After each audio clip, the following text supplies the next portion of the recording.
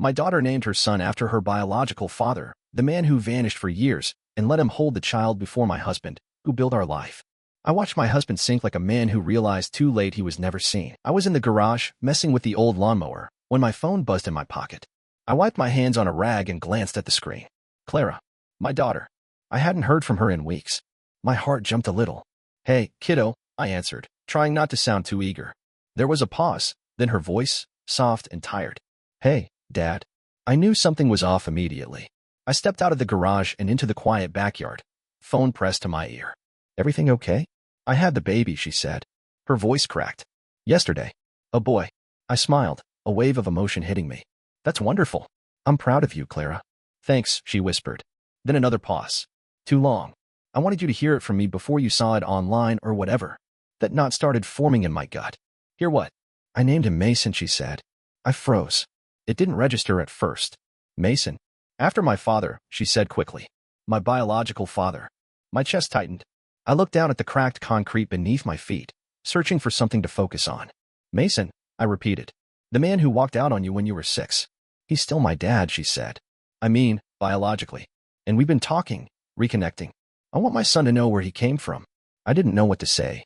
My mouth felt dry. And me? I asked quietly. Where do I fit into this? There was a rustling on her end, like she was shifting the phone. You'll meet him soon, I promise. But Mason's meeting him first. I thought it was important. I didn't speak. Couldn't. I didn't mean to hurt you, she added. I want to do this my way.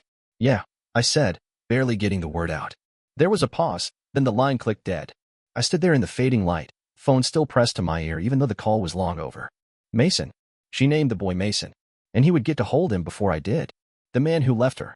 Who never showed up for birthdays or school plays. He gets the first smile. The first everything. Inside the house, I heard the screen door creak open. Noah. Helen called softly. Everything all right? I didn't turn around. Just shook my head once. She walked over, slipped her arms around me, and rested her chin against my shoulder. Want to talk about it? I swallowed hard. Not really. She didn't press. Just stood there, holding me while I stared at nothing. What should have been a moment of joy had split me open.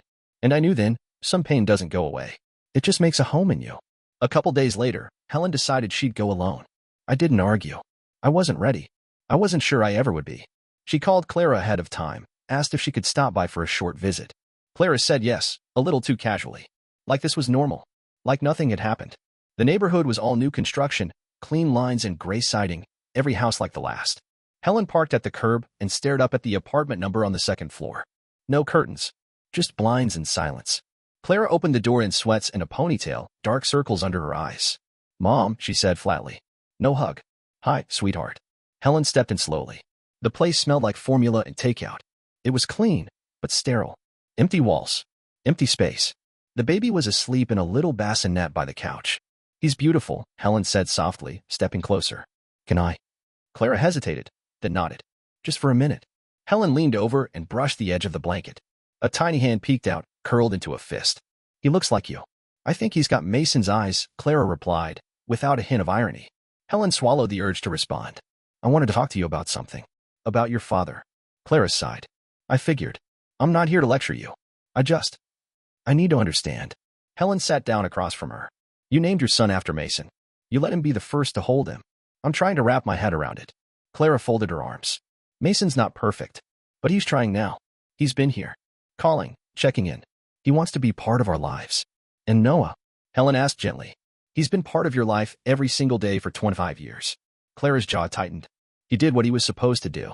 Helen flinched. Supposed to? I mean, yeah. He raised me. And I'm grateful I am. But I never really felt like I belonged to him. Not the way a daughter belongs to her real father. Helen stared at her.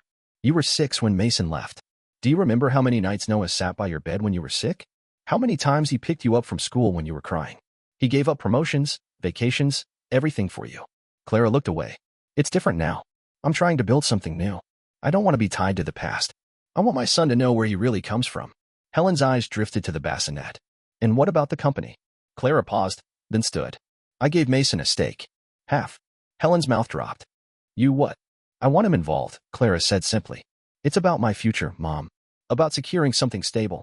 Helen felt the air rush from her lungs. Noah built that company from nothing. He built it for you. I know, Clara said, her tone firm. But this isn't about him. It's about me. And what I want now. Helen rose, too stunned to argue. She glanced once more at the sleeping baby, then turned toward the door. In the hallway, she finally let herself feel it. All those years. All that love. Being traded away like it was nothing. She didn't cry. But she drove home in silence, gripping the steering wheel like it was the only thing holding her together. Helen waited until after dinner. She couldn't find the right moment all evening. Noah had grilled chicken out back and set the table like it was any other Wednesday. Like his world hadn't just come undone. He didn't ask about Clara. Just moved through the motions, quiet and polite.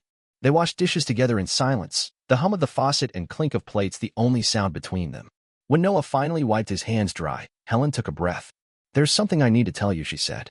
He didn't flinch. Just leaned against the counter and waited. "I visited Clara today." He nodded once. "How is she?" "Tired. Stressed. The baby's beautiful." She hesitated. She gave him the name Mason because she wants him to know where he came from. "I figured," Noah said. Still no emotion in his voice. "She said she's trying to move forward. She wants to build something new. Something separate." He looked down, then turned to put the clean plates back in the cabinet. "She's allowed to make her own choices. There's more." He paused mid-step. "She gave Mason half of the company," Helen said softly. "She already filed the paperwork. Said it's for her future." Noah didn't move. Didn't speak. "Did you hear me?" Helen asked. He nodded slowly. "I heard you." And then nothing. No curse. No anger. Just that quiet stillness he always fell into when the pain got too big to carry. He pulled out a chair and sat down at the kitchen table. The same table where Clara used to do her homework. Where she once tried to frost cupcakes with too much sugar and not enough patience. The table they bought when she turned 7. Noah rested his hands flat on the wood, eyes far away. "Do you remember when she had that night terror?" "She must have been 9 or 10. Screamed bloody murder. Wouldn't let go of my shirt." Helen nodded. "You sat on the floor with her for hours." "She wouldn't sleep unless I kept the light on and held her hand." He gave a small, bitter smile. "She told me later she thought a monster was going to pull her out of bed. And I promised I'd never let anything get her." Helen reached across the table, touched his hand. "You didn't let anything get her, Noah. You gave her everything." He didn't pull away, but he didn't look at her either. "I thought that counted for something." "It did," she said. "It does." "No," he whispered, voice barely audible. "It doesn't. Not to her." Helen squeezed his hand. "You're still her father." He finally looked up. His eyes were red, but dry. "Then why does it feel like I've been erased?" She didn't have an answer. Just sat beside him while the clock ticked in the quiet. Later that night, Noah walked out to the porch alone. He didn't cry. He just sat with the dark and the ache in his chest. And somewhere deep inside, something folded in on itself. A part of him that had carried Clara for so long finally let go. Not out of hate, but out of heartbreak. Noah didn't sleep much that night. He woke up before the sun and sat in his study, staring at the wall across from his desk. For the first time in a long while, he wasn't thinking like a father. He was thinking like a man who had something to protect, and someone trying to take it. By noon, he called Mason. "Come by the office," he said flatly. "Let's talk." The company's office was downtown, not flashy, but solid, like everything Noah had built.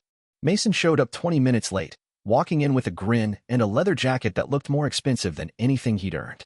"Noah," he said, like they were old friends meeting for lunch. "Appreciate you reaching out." Noah didn't stand up, just motioned to the seat across the desk. "Sit." Mason dropped into the chair and stretched his legs out. "Listen, I know this whole thing is a little weird, but I want to make it work. For Clara. For the kid. We're family now, whether we like it or not." Noah kept his face still. "You think this is about family?" Mason smirked. "I think it's about legacy, and I'm just trying to help carry it." "You never carried anything in your life," Noah said calmly. "And you're not going to start now." Mason leaned forward, smile slipping. "Clara gave me legal access. Half the company. It's in writing." Noah reached into the drawer and pulled out a thick black folder. He dropped it on the desk between them with a dull thud.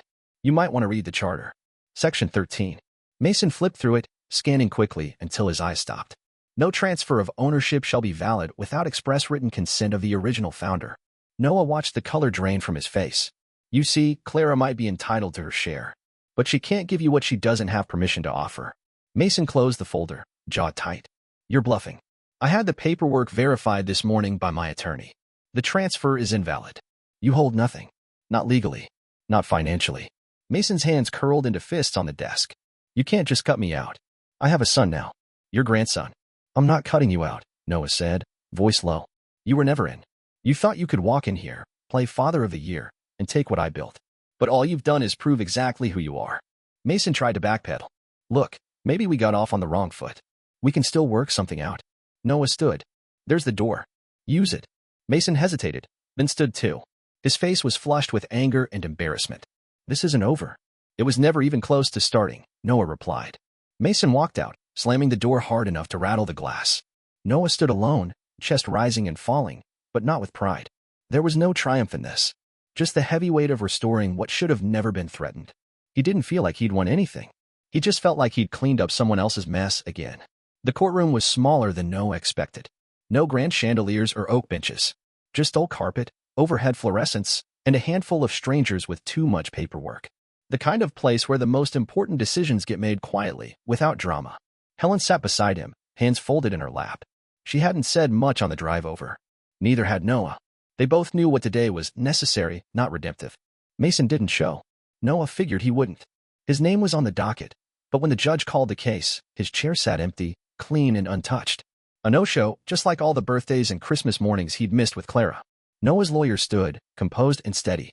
She presented the company's charter, the invalidated share transfer, and the clause that clearly stated Clara couldn't hand over what she didn't legally own. The judge barely asked any questions. He flipped through the documents, nodded occasionally, and then finally looked up. All share transfers made to Mr. Mason Thompson are hereby declared null and void. Mr. Noah Whitaker retains full ownership and control of the company. Case closed. Just like that. A gavel tap, and it was over. Noah let out a slow breath. Not relief exactly. Just air he'd been holding for weeks. Helen reached over and touched his arm. You okay? She asked quietly. He nodded, but didn't smile. I guess. Outside, the sky was overcast, the wind sharp. They walked together down the courthouse steps and paused at the sidewalk. You got it back, Helen said. Everything you built. It's yours again. Noah looked down the street, hands in his coat pockets. Yeah, but not the part one wanted. Helen didn't respond. There wasn't much to say. They stood there for a minute, watching cars crawl past, listening to the buzz of the city. Noah's shoulders were square, but the weight of what he'd lost still clung to him. I always thought this company would be hers one day, he said. That I was building it for her. You were, Helen said gently. You just didn't know she'd walk away from it. He nodded slowly. She chose him. I know. And I still showed up for her, he said, not bitter, just tired. Even now. Helen slipped her arm through his. That's who you are. He didn't reply. They turned and walked to the car. Behind them, the courthouse faded into the gray. Noah didn't look back. He wasn't chasing anything anymore. Not love. Not approval. Some things you lose once, and they're gone for good. It was late fall when she came back. The leaves had started falling in big, quiet waves, covering the porch in gold and rust. Noah had just finished tightening a loose board on the steps when he heard the car pull in. He knew it was her before he even looked up. Clara stepped out slowly, baby carrier in hand. Her face was pale and tired, her eyes rimmed red. She stood at the base of the porch for a second, unsure, as if waiting to be invited up. Noah didn't move. He stood by the door, still holding his hammer, watching. Hi, Dad, she said finally. The word hung there between them. He didn't say anything back. She took a shaky breath and climbed the steps, the baby sleeping soundly in his carrier, a little knit hat tugged low over his forehead. She set the carrier down gently and straightened, wringing her hands. I know I don't deserve to be here, Clara said, but I didn't know where else to go. Noah's face didn't change. Mason's gone, she continued. Disappeared after the court ruling. He blocked my number, deleted his socials, took the money I gave him and vanished. Still, Noah said nothing. I was so stupid, she whispered. I thought I was doing the right thing. For my son. For myself. I wanted to feel connected to something real, something that was mine. You had that, Noah said quietly. You just couldn't see it. Clara looked down. I know. They stood there in silence. A breeze moved through the trees, stirring the leaves at their feet. I've been thinking about everything you did for me, she said, voice shaking. All the things I never said thank you for. I was too busy trying to prove I didn't need you. Noah nodded slowly. And now I know I did. I still do. She looked up at him. Eyes wet. Please. Just hold him. Just once. Noah glanced at the baby, still sleeping, his small chest rising and falling beneath the blanket. He stepped forward, just enough to peer down into the carrier. Then he stepped back. I can't, he said, his voice low. Clara blinked. Please. I'm sorry. I really am. He shook his head. You made your choice. And I let go. I didn't understand what I was doing, she pleaded. But I do now. I do. I believe you, Noah said gently. But I'm done waiting for the version of you that sees me. She reached for him, but he didn't move. His eyes were sad, but firm. I'm not your father anymore, Clara. The words hit harder than anything he'd ever said to her. She stood frozen, her hands trembling, her mouth opening and closing with no sound. And then Noah stepped inside, closing the screen door softly behind him. Clara stood there on the porch, alone but for her sleeping child, as the wind swept past and carried the last of the leaves across the yard. And for the first time, she realized the door wasn't just closed. It was never going to open again. The days after Clara's visit passed without conversation, without explanation. She didn't call again, didn't text, and Noah didn't ask Helen if she had. It was as if the door she stood on had swallowed her whole, leaving only silence in her place. Life, somehow, went on. Noah found rhythm in the little things. Fixing what was loose, painting what had faded. He redid the bedroom walls in a light gray Helen light, then replaced the warped boards on the porch one by one, taking his time like it mattered. Because it did. He didn't go back to the office often. The company ran fine without him now. Clara had lost her voting power after the failed transfer, and the board had quietly welcomed Noah's continued oversight, but he declined most of it. He'd spent decades building something for a legacy that no longer existed. Now he just wanted peace. Helen noticed it, the shift. He didn't walk with the same burden in his shoulders. His smiles, rare, but real, didn't feel forced. He no longer checked his phone for messages that wouldn't come. He no longer kept a drawer full of pictures he couldn't look at. They had dinner on the back patio most nights, wrapped in sweaters as autumn cooled the air. Sometimes they talked. Sometimes they just listened to the wind rustling through the trees. One night, Helen brought out an old box of baby things. Photos, hospital bracelets, drawings that Clara had made when she still called him Daddy in crooked crayon letters. Helen set the box gently on the kitchen table. "I found this in the attic," she said softly. "I didn't know if you'd want to." He sat down, pulled out one drawing. A stick figure family. 3 people, 2 with smiling faces and 1 labeled simply, Dad. Noah stared at it for a long time. Then he folded the paper and tucked it back inside. "I'm okay," he said, and he meant it. Clara's name rarely came up. Not out of bitterness, out of choice. She had become a ghost in their lives, a shadow behind the curtains they no longer opened. The baby was never mentioned again. One afternoon, Noah stopped by the company's building to sign a few forms. He stood outside for a long moment, staring up at the brick and glass he used to see as his monument. Then he stepped inside, shook a few hands, signed what needed signing, and walked back out without a second glance. He didn't feel angry, or betrayed, or even nostalgic. He just felt done. As he walked down the sidewalk toward his truck, the sun dipping low behind the trees, Helen waited in the passenger seat, reading quietly. Noah climbed in, shut the door, and exhaled. He didn't say a word. He didn't need to. Some stories don't end with closure. They end with letting go. And for Noah, that was finally enough.